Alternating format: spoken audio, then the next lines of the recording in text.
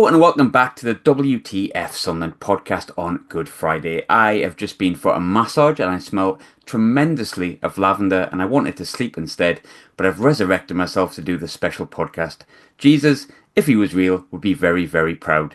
And to join me on this proverbial cross and provide some Easter excellent content is a man whose head is shaped like one. Ross Black, how are you? Amazed at how well you've done there on that intro. We were all just, you could just see we were all just like, oh, he's went there. Oh, he's went there. And then as soon as I heard egg-shaped head, I thought, it's me or Dave. It's it's one of the two of us. And here I am. I'm the one getting bullied first. Um, aye, just feels like pre-season, doesn't it? Hmm. Not without the excitement, but and also we've been cancelled by Christianity now, so here we go. Dave, the other egg-shaped head, you've also joined me, mate. Slightly less egg-head shaped. You're actually not that egg-head shaped because your beard takes away the eggness of it. Yeah, I'm just trying to hide my face. I'm only joking. But, these things happen. How can it get any worse? Don't know. We'll work it out as we go, though, won't we? We are fourth, by the way, to be fair. So when you're saying how can it get any worse, it's not like the Mick McCarthy thing where it can't go on like this, can it, Mick? It can because we're remaining in fourth. We're not moving absolutely anywhere, and there is the playoffs, which could be really nice. Pete, how are you doing? Are you well? We've started this hectically. Yeah. Do you know? Let's just continue giggling through it. I'm all right. Absolutely riddled with hay fever, but I did decide to move to the middle of a forest before checking if I was allergic to the trees. I'm allergic to the trees, so I'm here like a brave little soldier, seeing it through with this. Yeah, exactly. Pre-season towards the end of this. I mean, it all. We'll get into it. It's all right. Could be worse.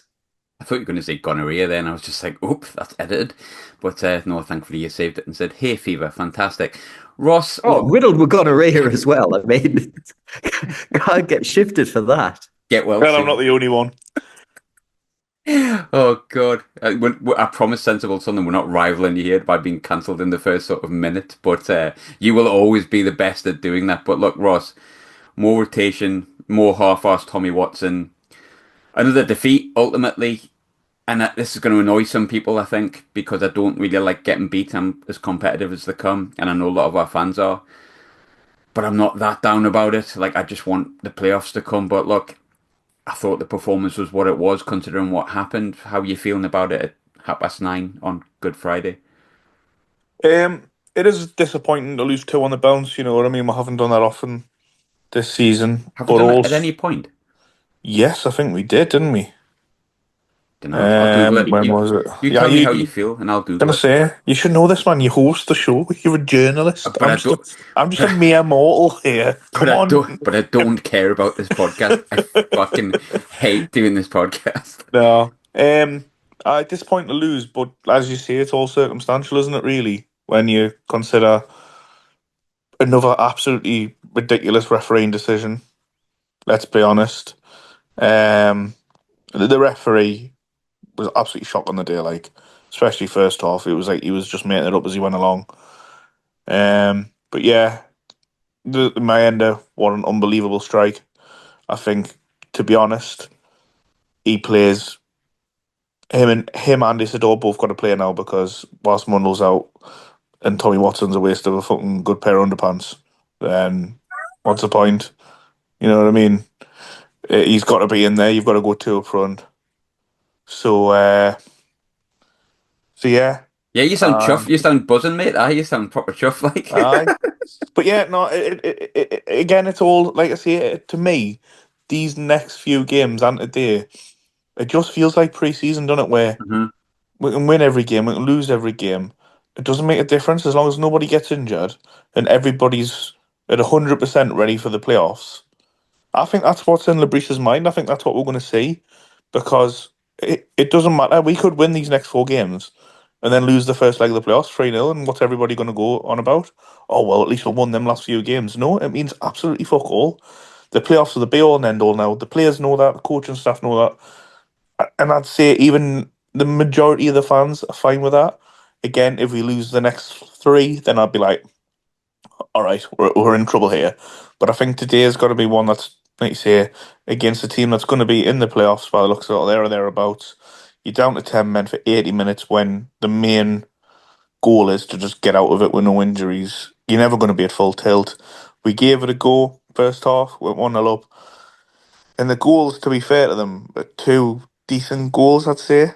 First one It's just the screaming, to be first one honest. is an unbelievable strike. Again, it's sloppy at the back, but yeah, it kind of is what it is, and I'm fine with it. And it dents Coventry a bit, so if we're going to lose to someone, at least it was to Bristol City.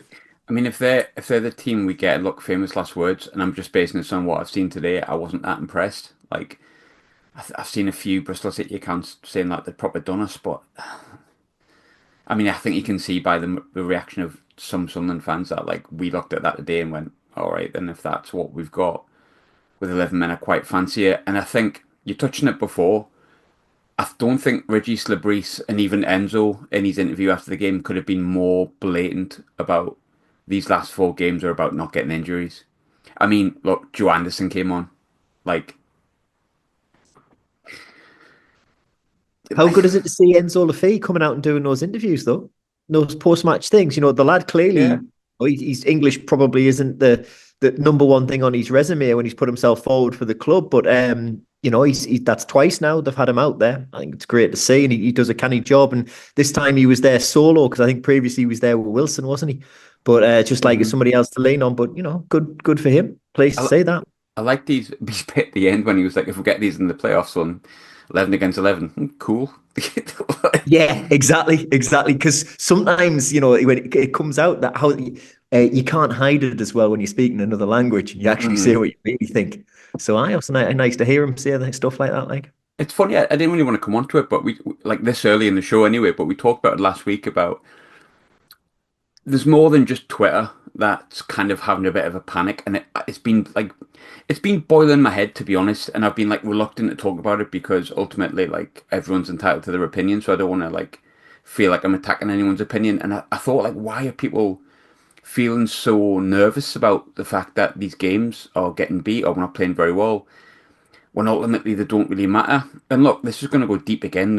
Another therapy session. Here we go. But people like the four therapy sessions we had last week. But I think ultimately what it boils down to is love. Okay, now come with me on this journey for a minute.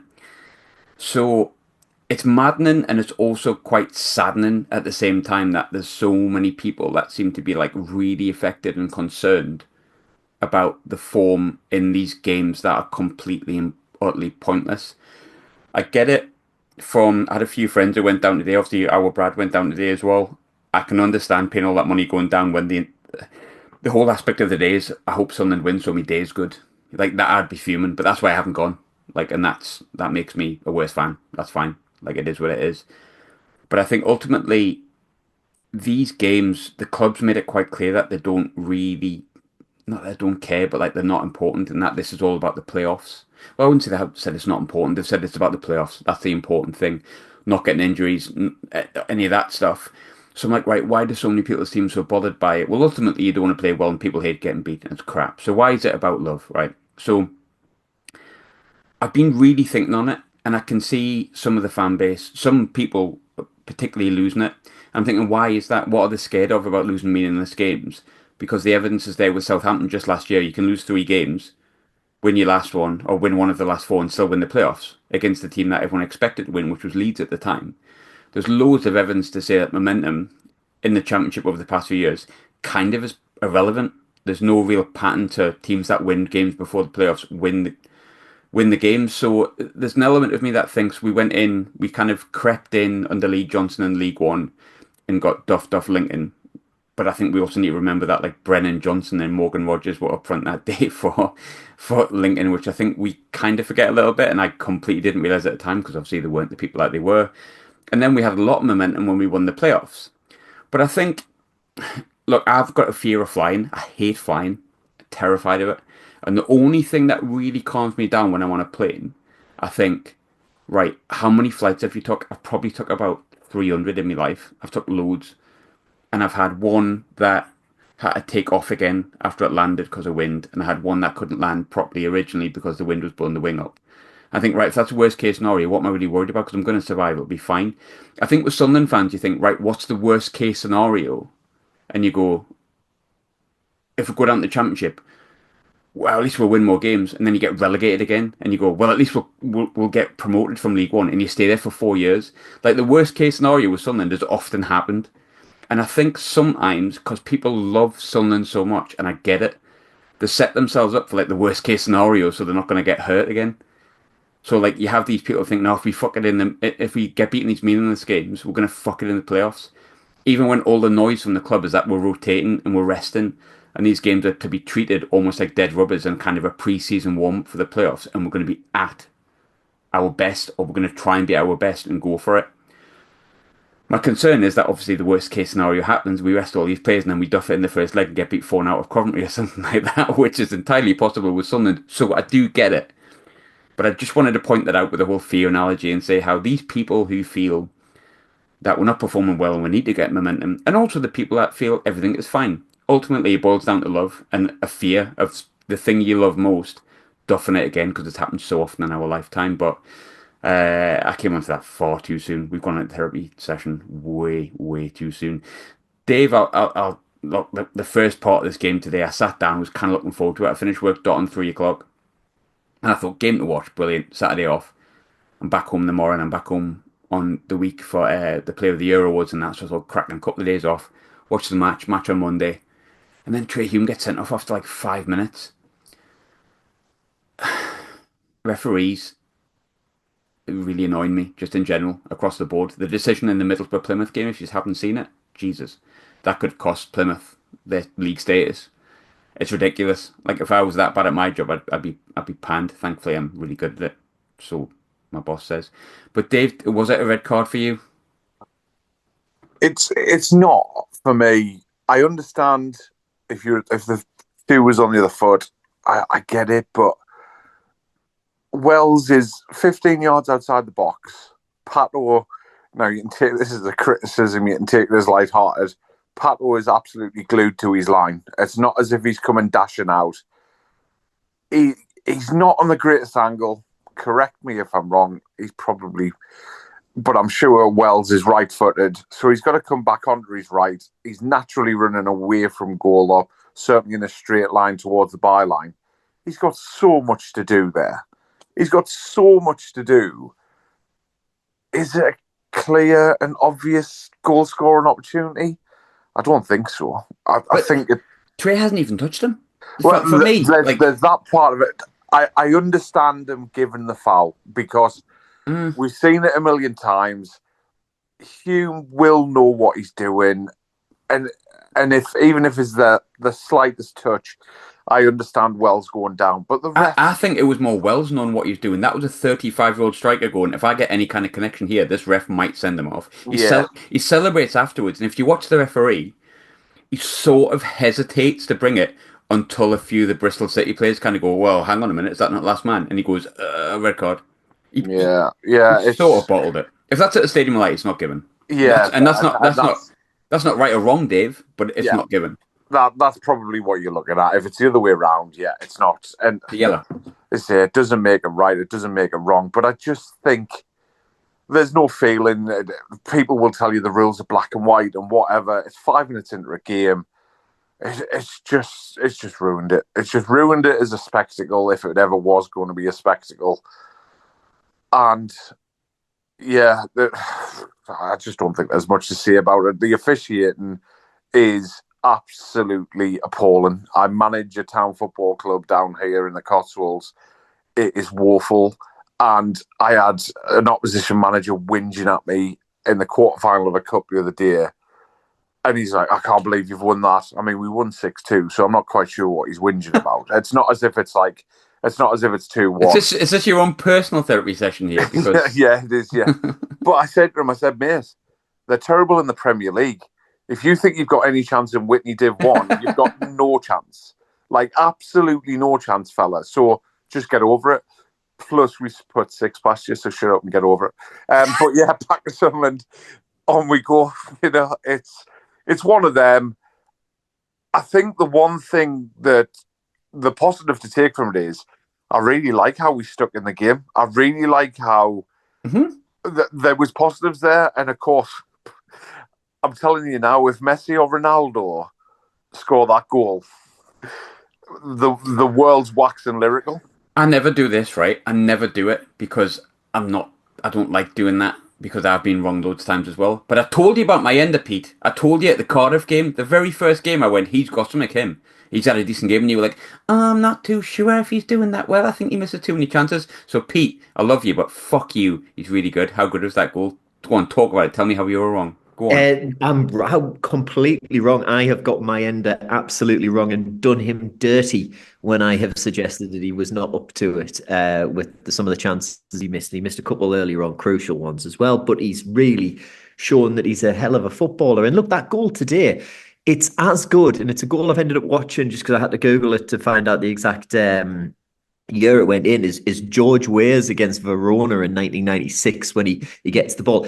I reckon Mayenda is like 2 strides ahead of where George Weah picked up the ball in a similar situation, beats a similar amount of players before dispatching. I think Mayenda's finish is actually better than Weah's in that one. And, you know, if you're of a certain age, that was a goal everybody tried to recreate in like every primary school, secondary school football team that you played in.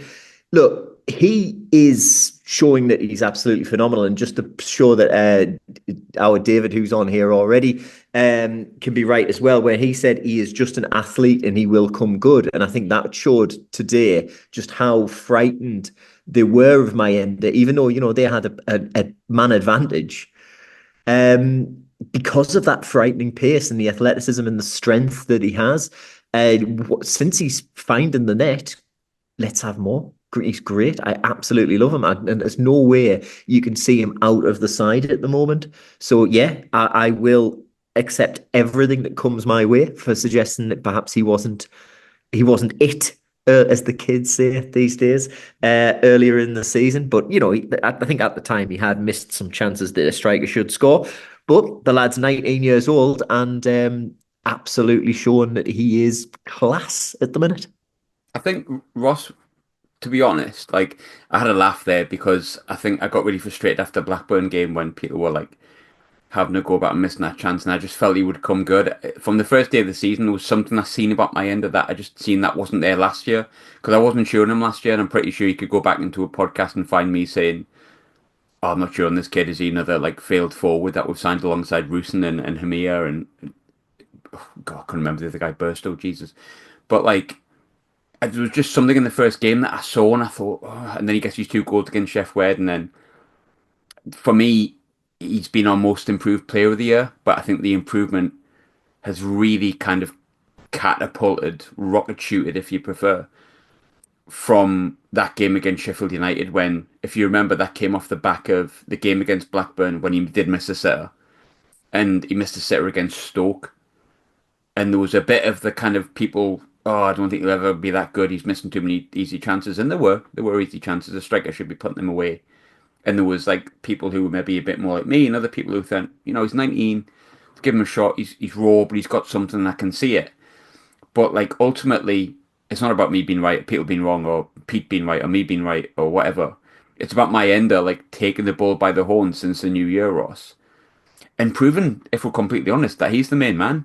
I think he's, for me,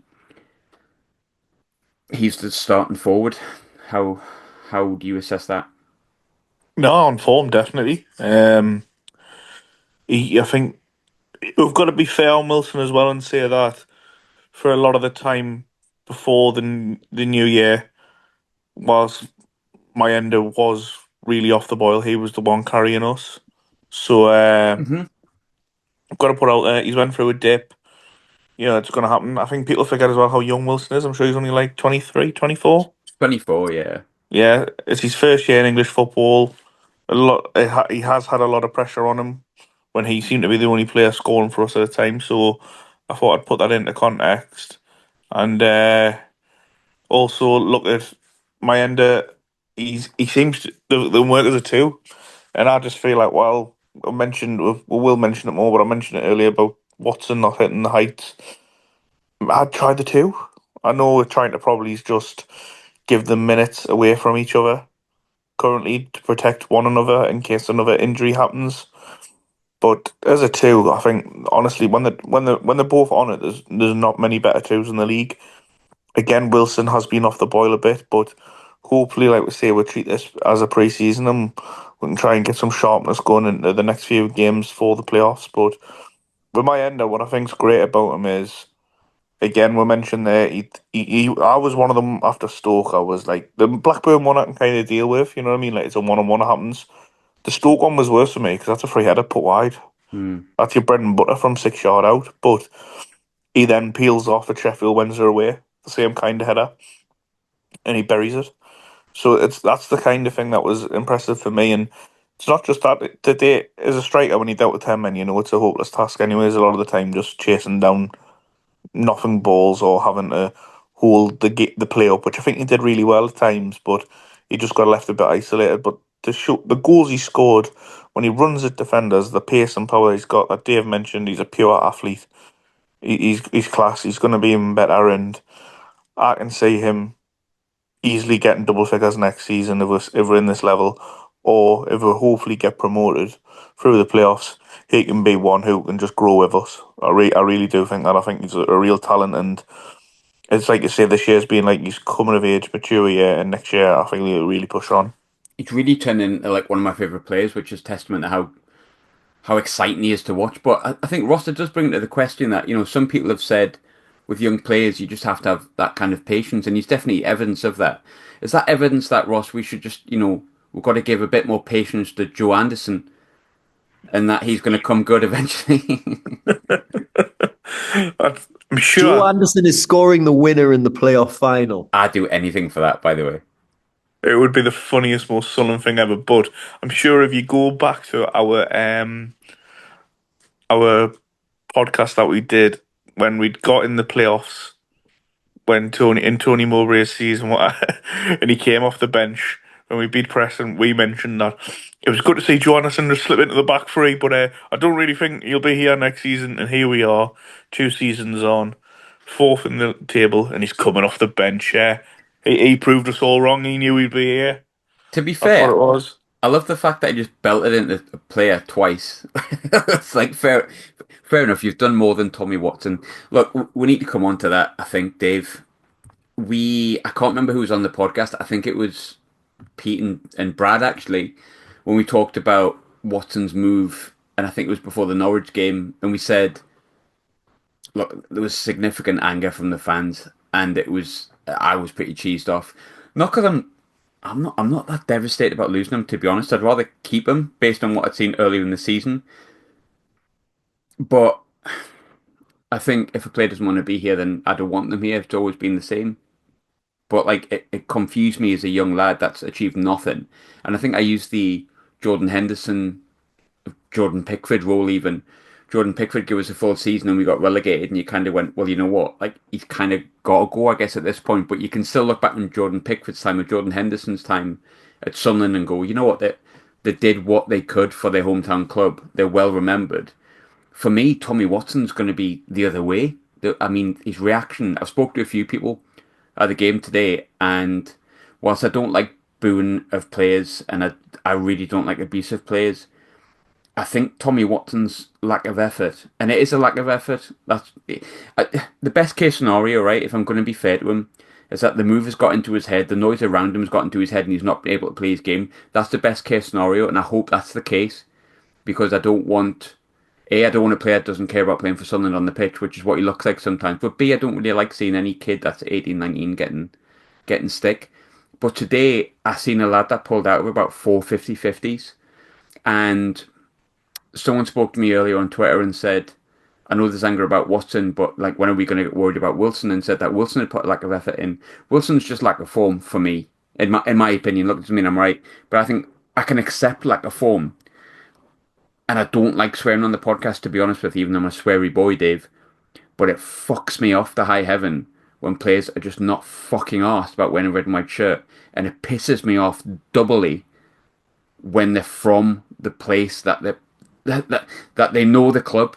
They've been born into it. They've been brought up through our academy, our coaches, our people. have taught him the ways of playing football, have got him to being a 10 to 12 million pound player that can go and play in the Premier League. And he just doesn't look fucking arsed. And like, I don't like being mean. I don't like being reactionary. It's not really been my style on this since we've done it. It's been none of our styles. I pray to God that it's the best case scenario I described before. But Dave, I'm starting to think it's more like, as you can hear by the anger in my voice, Tommy Watson doesn't give a shite about playing for Sunderland at the minute. I definitely think there's an element of he's trying to protect himself, and you could see that within challenges today. Are we playing him? Are we playing him because he's not going to play in the playoffs? Just opposite devil's advocate. Is it almost better that we're playing him, even though he's playing absolutely shite and bottling tackles? I don't know. It looks like he's bottling tackles. I hope he's not. I hope it's just he's. I don't know.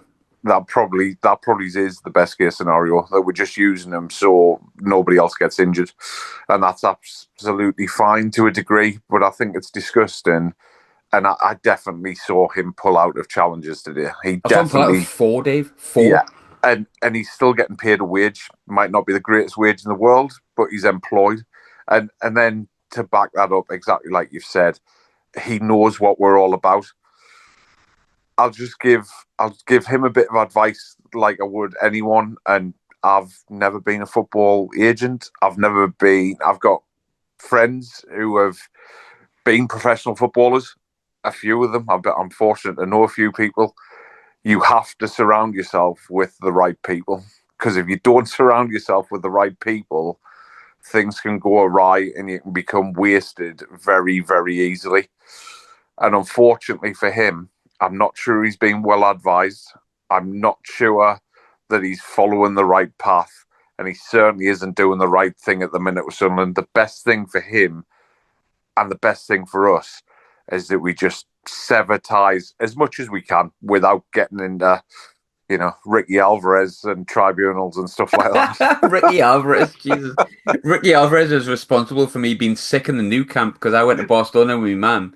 And I drank so much sangria that I could beat Fulham 3-1 in the FA Cup replay with singing songs about Ricky Alvarez, which will never be repeated because I can't even remember them. And then I had the new camp tour the next day and I vomited my absolute guts up looking at photos of Lionel Messi. But anyway, that's a bit of a tangent.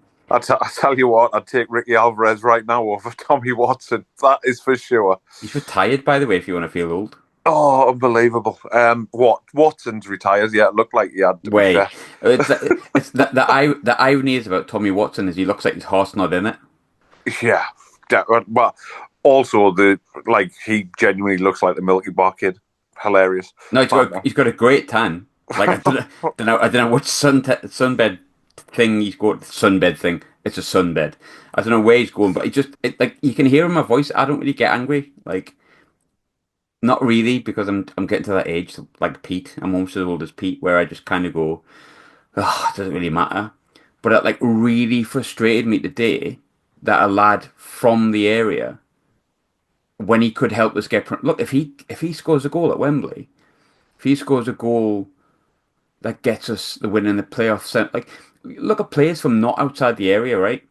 People will always love Ross Stewart because he got that goal at Wembley, and he got the goal in the semi-final. Ross Stewart could take a giant turd in the Stadium Light dressing room when he comes back with Southampton next season and would probably still just go, oh, he's having a bad day, he had the shits. He scored at Wembley, it's fine. People love, I've got so much affection for, Chris Macon because he never shirked a tackle. I've got so much affection for Alex Ray. I know Alex Ray is not a Sunderland fan. I know who he supports. But Alex Ray gave his absolute all for Sunderland when he's on the pitch. To see a local lad that has a chance to actually make an impact go with good wishes after making that impact and get a move to the Premier League, when then Sunderland fans, like we did with Henderson and like we still do with Pickford, kind of willing him on to do well, he could have that. And whilst I can't say he's not putting effort in because I'm not in his head, he doesn't look arsed. And Pete, look, you're from the same place as him, I think, aren't you? Yeah, both from Easington. As far as I understand, he's also from Easington. I was born there. I grew up in Hetton, no. But look, it doesn't make a lot of sense. And I think Dave has hit the nail on the head massively with the advice that he's getting and the people that are around him and who's saying, look, these are the pros and cons of doing what you're doing right now. Because what we have seen that Sunderland is a great place for younger players to rekindle things. Now, there's every chance he could go to Brighton and it not work out and him end up farmed out on loan somewhere in the Netherlands or Belgium in their second division until his contract runs out. VV Venlo, here we come. There you go.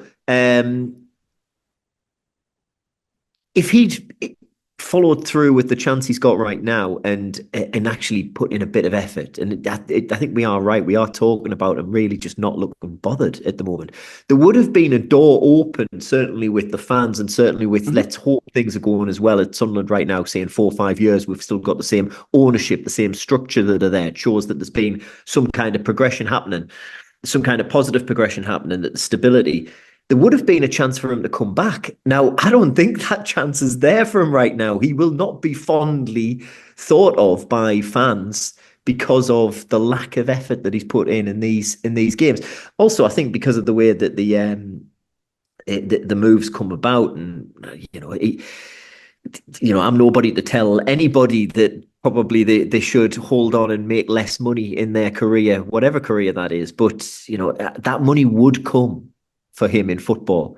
I can understand wanting it immediately, but it's not like the contract he would have been offered at Sunderland would have been on buttons. It would have been a very, very good contract, and certainly a very good contract for a teenager of the age that he is. His ambition clearly wasn't to be at Sunderland. I don't understand it because, as somebody born and grown up in Hetton and going to watch Sunderland, that's the only football club I would ever want to play for. There's a reason why living wherever I've lived around the world, I've always come back and always tried to watch the matches because that's my club and it's where I'm from. So it doesn't compute with me either that a kid in the similar situation would think, all right, this is my first chance at a big money move, I'm off and go. It comes down to a question of love, doesn't it, Graham? It does. It's all about love. And where is the love when it comes to Tommy? I don't know. Anyway, good luck to the lad in the future, but he clearly doesn't want to be at Sunderland right now. And for me, I'm not sure he should be on the pitch. Hopefully, it is one of those that as soon as it kicks on into the playoff matches, it's thank you, Tommy. That's been nice. Nowhere near the match squad. Yeah, you said there was a big question there is it about love? Got a question for you. You talk about follow through. Have you ever followed through, Pete? Well, I was always told that it was a lack of follow through that caused me all of my problems. But have I ever told you the beetroot story? I know you're making a crude joke, Graham, because I know. I'm trying to make it entertaining. Oh, thank God, Lord. You're starting now. We've been going for how many minutes? How many months, weeks, months, years? People are not here anymore. The listeners have gone down. Although weirdly, the preview show went up a little bit this week. So thanks for that, I guess. But look, listeners' questions, Pete. Let's go listeners' questions. Because yes, please. Otherwise, it's going to go wrong, isn't it? Again. Okay, there was 3 good ones I liked. Can we play Wilson on the left? Which made me giggle a little bit because we had about a 6-month argument about Wilson being a winger or a striker. Can we play Wilson on the left? He came here with a reputation of playing on the left, so why not give him a go on Monday? Understand there's risk involved that if he gets injured, it leaves Mayenda as the only striker, but surely Wilson is a better option than Watson. Well, my argument on that, Pete, would be that Joe Anderson, who I forgot his name today, I called him Tom Anderson, thinking he was the owner of MySpace back in 2005. I said he would be a better option than Tommy Watson. So that's my opinion. But would Wilson be an option on the left? I think absolutely. And I was saying this, obviously playing a striker out of position in that winger role. But he has played there. He's done it before. I think he looks like a man in need of a bit of confidence at the minute. Yeah. He's going to see more of the ball in a position where it's not as crucial that the touch that he has is a touch that puts it in the bottom corner. I think get the ball at his feet, let him run at them a little bit, play him on the left. He'll get that because we know he can score great goals, and it is becoming said too much about him. I think that he's a great goal scorer. Sorry, he's a scorer of great goals, but not a great goal scorer. Yeah. But I think get him out on the left, give him a few touches with the ball. It'd be better than Tommy being there. I just don't think it needs to continue. Get Wilson in that position for me. But yeah, Eliezer Mayenda has made that number 9. Well, is it a number 9 these days? I never know. Anyway, the striker, the goal scorer role, his own, is my opinion at the moment. Yeah, look, I don't mind Wilson being in the team. I'm a big fan of Wilson. Like, I very much a Wilson defender, as I think shown on Twitter last week when I probably lost my head a little bit more than I should have done. But sorry, X, whatever it's called, I don't know. But like, I think Wilson's a great player. He's obviously lacking a lot in confidence. I was contemplating discussing it on the podcast about like him. Oh, Pete's got a Wilson Isidore shirt on. He hasn't scored since that.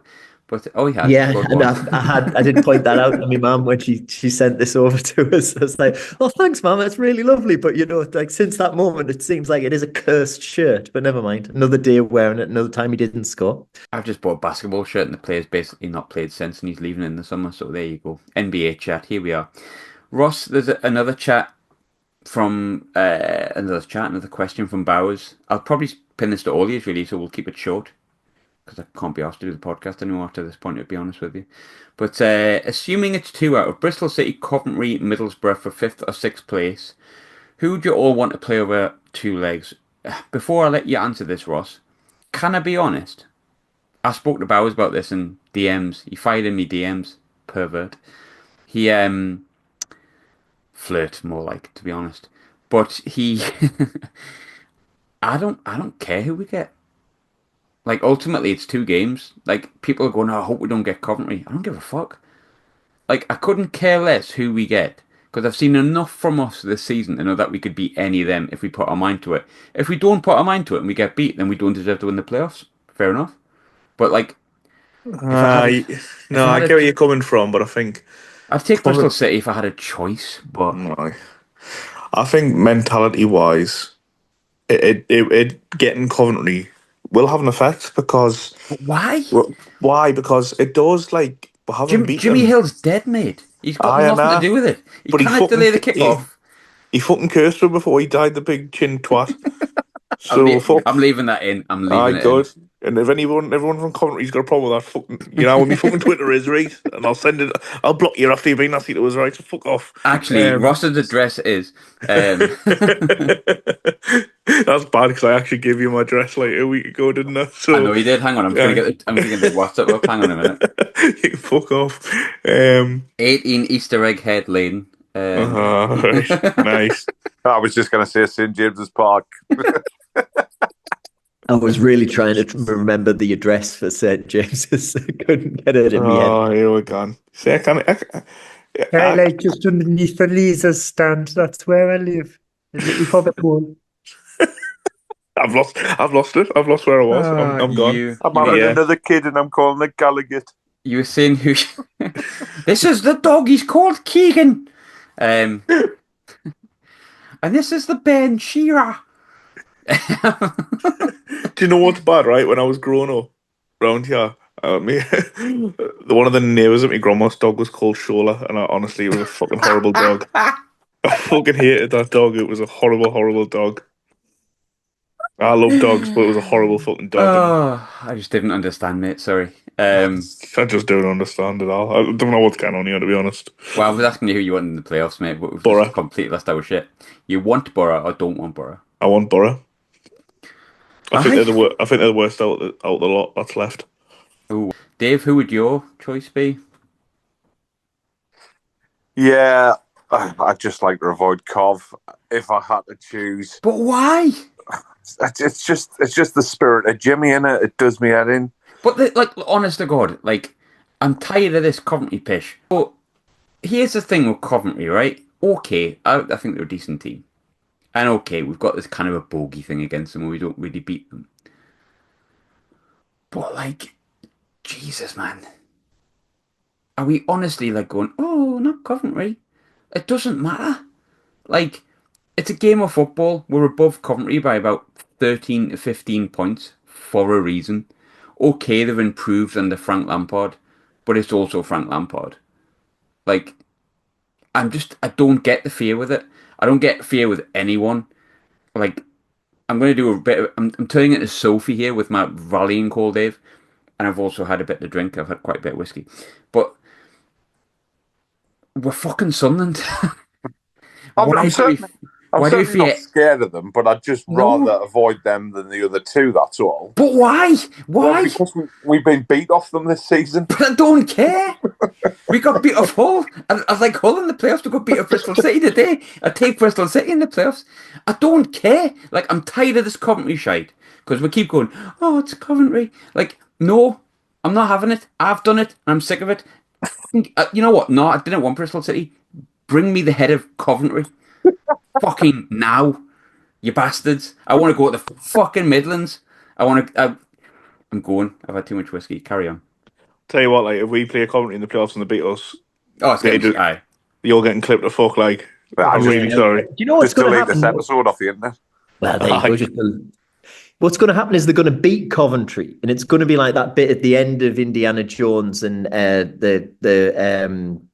the one the Temple of, not Temple of Doom, man, the Ark of the Covenant one, Raiders of the Lost Ark, where it all opens up at the end, and just like the spirit of Jimmy Hill is going to be then like drawn back down into, and it's just going to end all of the curse, and that's how it's going to happen. So, who do I want in the playoffs? Aye, who do you want? Aye. Who do I want? Who do I want? I want Bristol. Who will I take? Absolutely anybody. I mean, I also quite fancy Borough. I mean, the only thing I'd be concerned about Borough would be them looking for revenge after the whole thing with, The flag. shirts up by poles and everything like that. That whole like absolute ritual humiliation that was carried out in their gaff by our centre forward. Actually So said effectively, that. Pete, you're saying that you wouldn't want Coventry. Is that what you're saying? Just to hear him rant again? Do you know, I'd take Coventry. The only reasons I wouldn't want Coventry have more to do with the fact that they do seem to be able to pull out a late goal from somewhere, and we have conceded late goals this season. So that Do you know would what? Do you know what it is for me though? Like, I think any of those teams could beat us. To be honest, I think on the day Bristol City, Coventry, Borough probably could. I mean, we've all watched Sunderland play, Graham. We all Yeah. we can get beaten by everybody. It's very Sunderland. Like, we're not like the best team in the world, although we are. I think I don't want to go into the playoffs having fear, man. Like, I've swore so much on this podcast, but fuck off. Like, I No, I don't. agree, and I feel like it's going to look like it's Sheffield United in there as well, and they don't fear me either. From the two No. games I played against them, so Visualize it, Ross. Chris Wilder's going to lose his nut with Joe Anderson after he scores a win in the 90th minute at Wembley, like he did at Plymouth the other week, because he's like just like that kind of guy. And he, but look, we're completely losing the plot here. I'm so sorry, everyone. Please unsubscribe. We haven't said that for a while, and people have actually been subscribing. So I actually feel like me saying that might have affected people actually unsubscribing. So please do unsubscribe. The final question, I think, is a good one, and I'll come with you, Ross, on this one. Do you think we can go from the form we've been shown lately to winning the playoffs? I'm not going to go into my opinion because it's quite clear that I think that's a very big fat yes. yeah, this is pre-season. Pre-season results mean nothing. Playoffs is basically the start of a new league. That's all that matters. So yeah, 100%. Pete, I'll fire the same to you, mate. I think absolutely, and look at previous pre-seasons. We thought Emir was going to be, the a great target man centre forward. That was the exact analogy I was going to go with. I remember saying that Emir might get 15 league goals. I think I was talking about him as being like a young Drogba. Oh God! Definitely said something to that extent. So it doesn't matter. It only really matters when we find out who exactly we're going to play in the first leg of that semi. And I still think they can go on to win it. Absolutely. We'll have to move on because Pete's talking about semis again. Who do you think might? Do you feel confident going into the playoffs, like regardless of the form? Yeah, absolutely. You are right. There's no fear to be had. It's a very, very even playing field, but we've seen enough. We're 9 points clear. And we haven't really been trying for the last 6 weeks, if we're honest. No. So, absolutely no fear whatsoever. Wilson Isidore gets a hat-trick in the final. Bring it on. I've said for ages, look, on a serious note, that like, I think I said last week, people were concerned about our drop-off since sort of Christmas time, maybe New Year's Day, outside of a couple of games.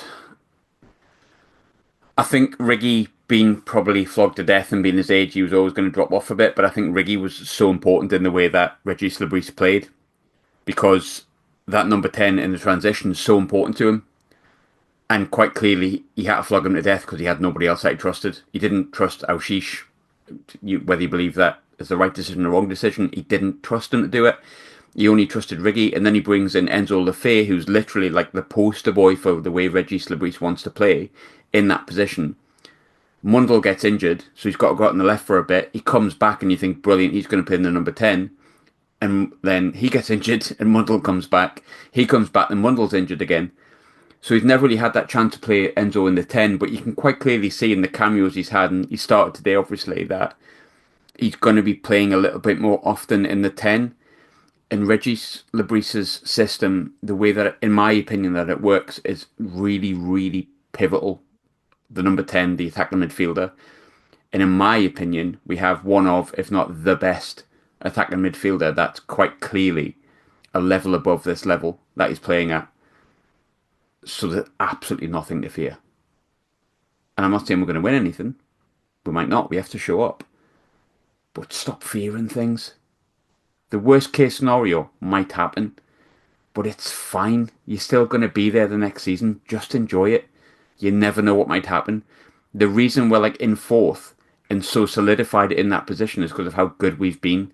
The reason we're not in the automatics is because we don't have the same quality of squad, because we don't have parachute payments to bring on players like Ramazani, who's worth like 15 million from the bench. There's a reason we didn't get automatics. But there's also a massive reason that we're so far clear in the playoffs and fourth. It's a cliche, and I don't like cliches on the show. I like stupid jokes about follow-throughs. But just keep the faith. The lads have shown you enough that they can do it. And I really, really, really feel like we can win these playoffs, despite the recent form. So, yeah, I'll leave you with that. But Pete, Dave, Ross, thank you very much. You can definitely tell I've had too much whiskey. Bit sincere, mate. Yeah. All right. Yeah. No, it was, no, it was lovely.